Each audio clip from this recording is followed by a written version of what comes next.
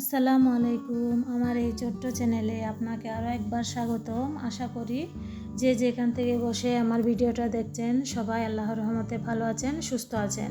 আমরাও আলহামদুলিল্লাহ ভালো আছি। তো আজকে আর একটা নতুন ভিডিও নিয়ে আপনাদের মাঝে হাজির হলাম। আশা করি পুরোটা সময় আমার পাশে থাকবেন। তো আপনাদের যদি আমার ভিডিওর কোনো একটা অংশ ভালো লাগে তাহলে প্লিজ একটা লাইক দিতে ভুলবেন না, কারণ আপনার ছোট্ট একটা লাইক আমার ভিডিও আর অসংখ্য মানুষের কাছে পৌঁছে দিবে। তো এরই মধ্যে আমরা কিন্তু সকালের নাস্তা করে ফেলেছি। আমার মেয়েকে একটু ভিডিও করতেছি, এটা দেখেও কিন্তু হাসতেছে। এখন চলে আসলাম আমি সবজি কাটার জন্য।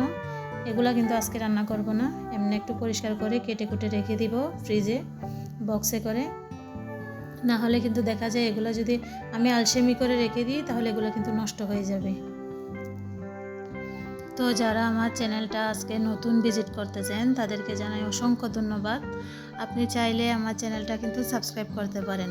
ভিডিওর কোনো অংশ যদি আপনার ভালো লাগে তাহলে কিন্তু কমেন্টে জানাতে পারেন। আর যারা আমার চ্যানেলটা অলরেডি সাবস্ক্রাইব করে ফেলেছেন তাদেরকে জানাই অসংখ্য ধন্যবাদ।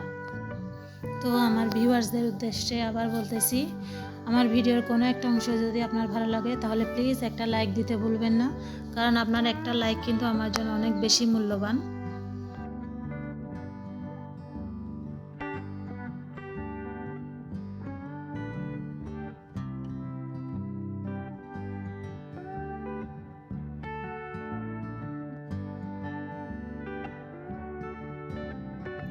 এই তো সবজিগুলো ফ্রিজে রেখে এখন আমি চলে আসলাম চুলা পরিষ্কার করতে। এত বেশি তেল চিটচিটে হয়ে যায়, রান্না করতে ইচ্ছাই করে না, তাই ভাবলাম চুলাটা একটু পরিষ্কার করে নিই। দেখা যায় রান্না করার সময় তেলের ছিটা পড়ে পুরো, তাহলে চুলা কিন্তু নষ্ট হয়ে যায়। তাই আমি চেষ্টা করি প্রত্যেক সপ্তাহে আমার চুলাটা একটু ভালো করে পরিষ্কার করার জন্য।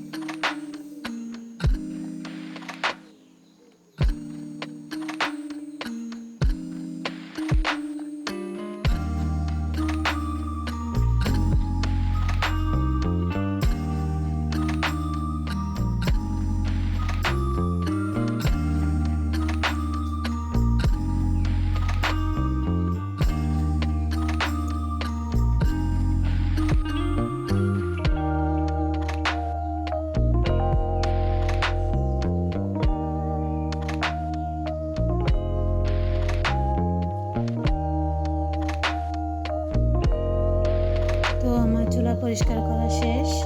তো আজকের ভিডিওটা এই পর্যন্তই। দেখা হবে অন্য কোনো ভিডিওতে অন্য কোনো দিন। সবাই ভালো থাকবেন, সুস্থ থাকবেন। আল্লাহ হাফেজ।